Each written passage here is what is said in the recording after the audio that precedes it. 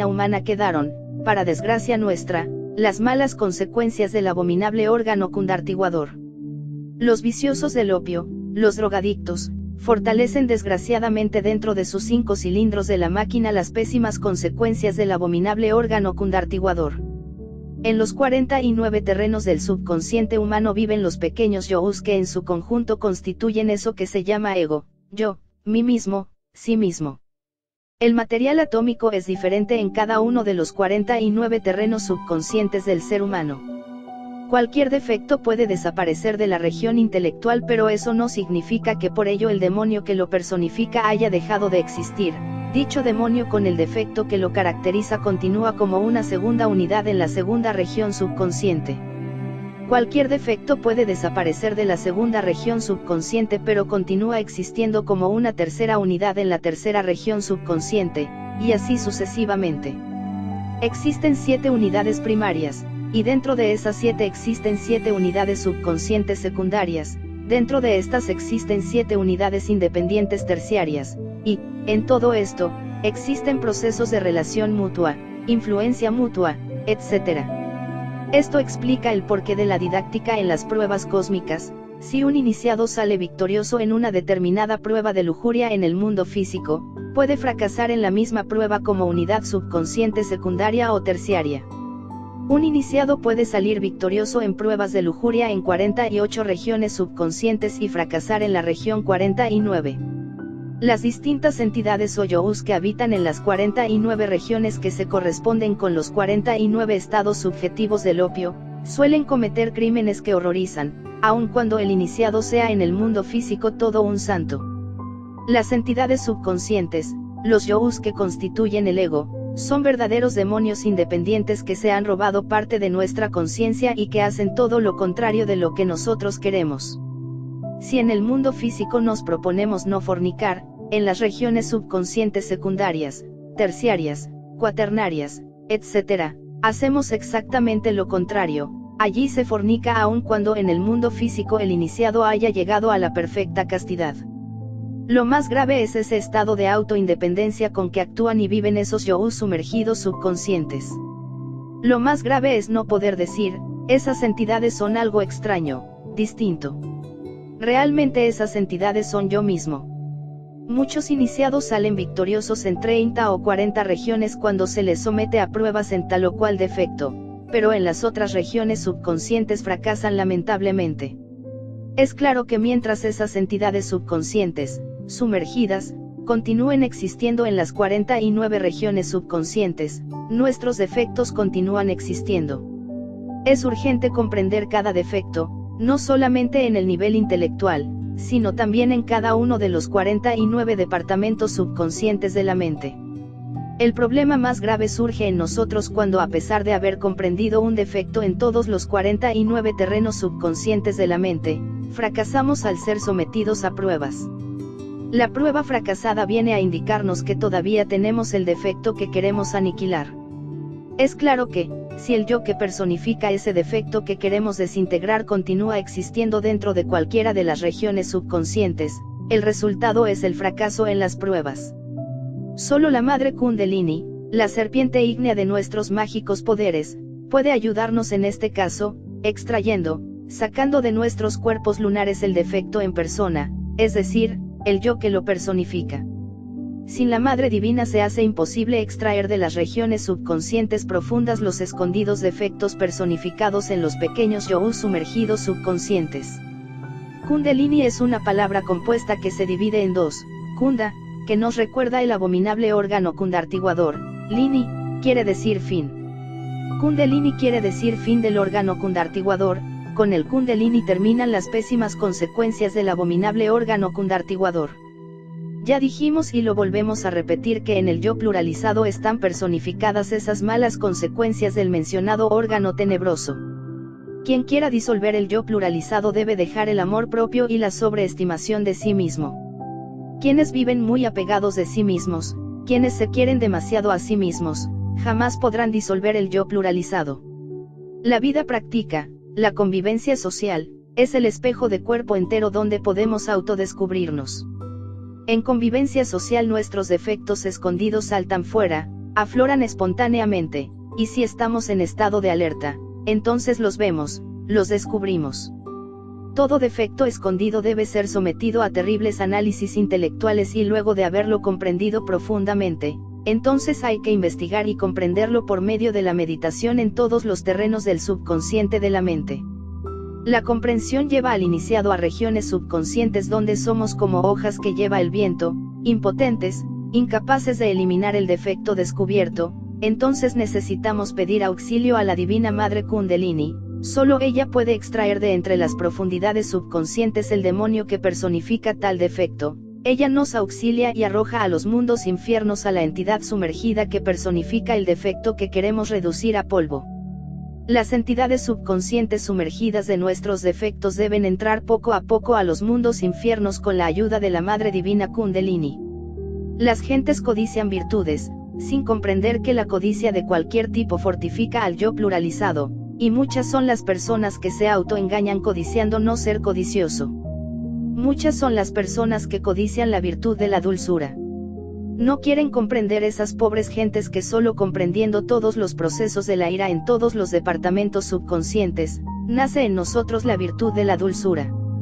Muchas son las gentes que codician la virtud de la castidad. No quieren entender esas gentes que solo comprendiendo todos los procesos de la lujuria en todos los departamentos subconscientes, nace en nosotros la virtud de la castidad. El orgullo suele disfrazarse con la túnica de la humildad, y son muchas las personas que codician la virtud de la humildad, sin comprender que solo haciendo la disección al orgullo en todos los niveles subconscientes de la mente nace en nosotros, en forma natural y sencilla, la flor exótica de la humildad. La envidia es el resorte secreto de toda la maquinaria social y son muchas las gentes que codician la virtud de la alegría por el bien ajeno. No quieren entender esas gentes que solo comprendiendo los procesos infinitos de la envidia en todos los departamentos subconscientes de la mente, nace en nosotros la virtud de la alegría por el bien ajeno. Muchos perezosos codician la virtud de la actividad, pero no quieren entender que solo comprendiendo los procesos de la pereza en todos los terrenos de la mente, nace en nosotros la diligencia, la actividad.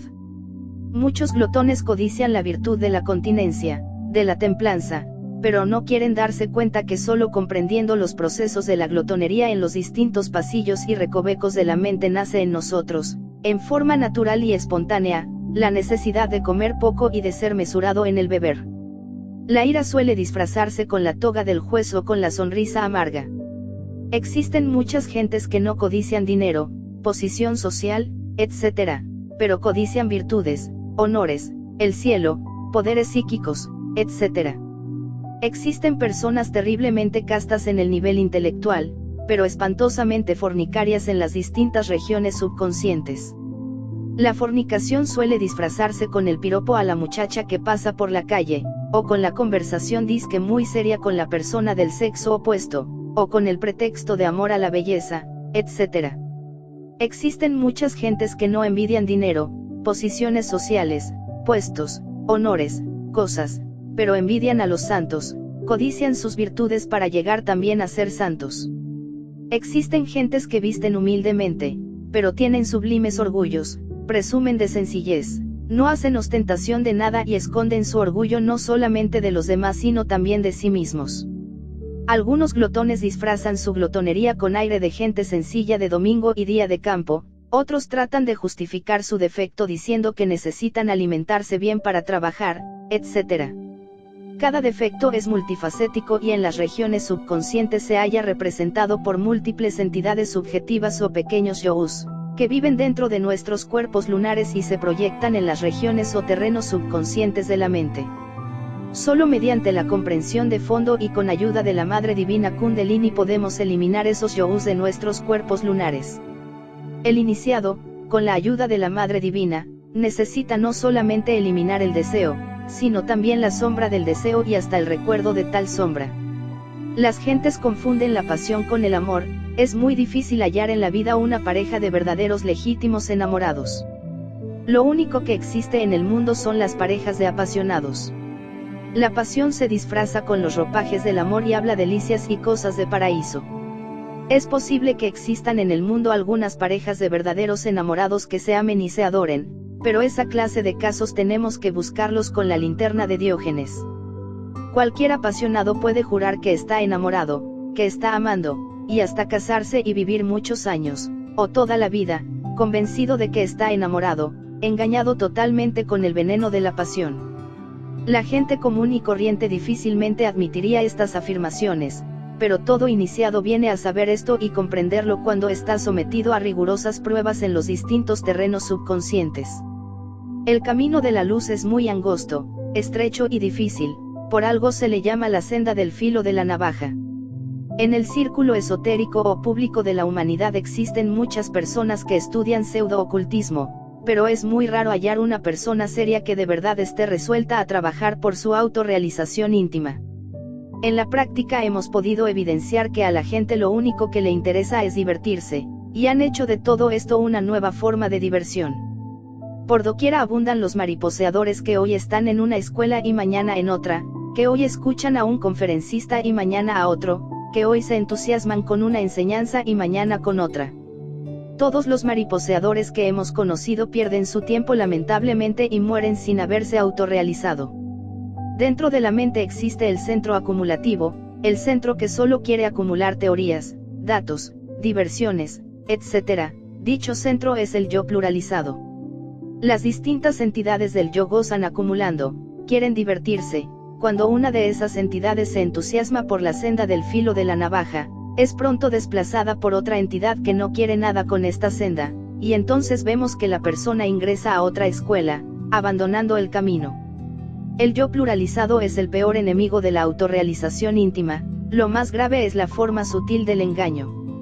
Quien abandona la senda del filo de la navaja cree firmemente haber salido del error y haber encontrado el verdadero camino. Todo estudiante gnóstico que quiera verdaderamente adquirir un centro permanente de conciencia, para tener continuidad de propósitos y lograr la autorrealización íntima, debe disolver el yo pluralizado, eliminar de sus cuerpos lunares las distintas entidades subconscientes, sumergidas, que se fabrican de momento en los 5 cilindros de la máquina. Solo desegoistizándonos nos individualizamos y solo poseyendo una verdadera individualidad dejamos de mariposear, adquirimos seriedad y continuidad de propósitos. Es necesario dejar el perogrullo de creernos santos, porque en este mundo es muy difícil hallar un santo.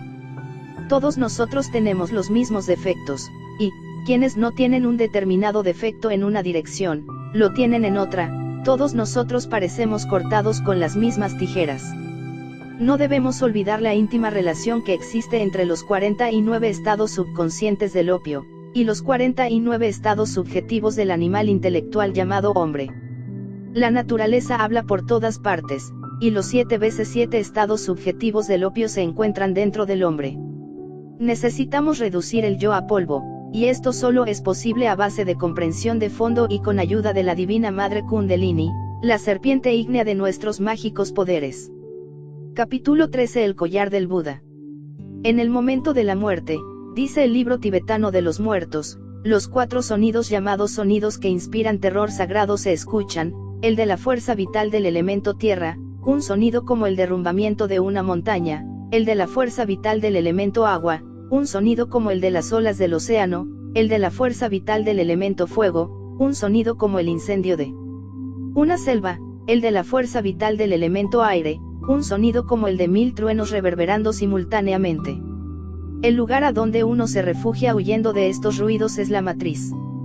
El estado intelectual común y corriente de la vida diaria no es todo. El libro tibetano de los muertos dice, oh noble hijo, escucha con atención y sin distraerte. Hay 6 estados transitorios de bardo que son, el estado natural del bardo durante la concepción, el bardo del estado de los ensueños, el bardo del equilibrio estático en la meditación profunda, el bardo del momento de la muerte, el bardo del equilibrio y de la experiencia de la realidad, y el bardo del proceso inverso de la existencia samsara, recapitulación retrospectiva de la vida que acaba de pasar. Tales son los 6 estados. Con este exótico término bardo, los iniciados tibetanos definen inteligentemente esos 6 estados conscientivos diferentes, distintos, al estado rutinario intelectual común y corriente de la vida diaria. Todo el que muere tiene que experimentar 3 bardos, el bardo del momento de la muerte, el bardo de la experiencia de la realidad y el bardo de la búsqueda del renacimiento. Existen 4 estados de materia dentro de los cuales se desarrollan todos los misterios de la vida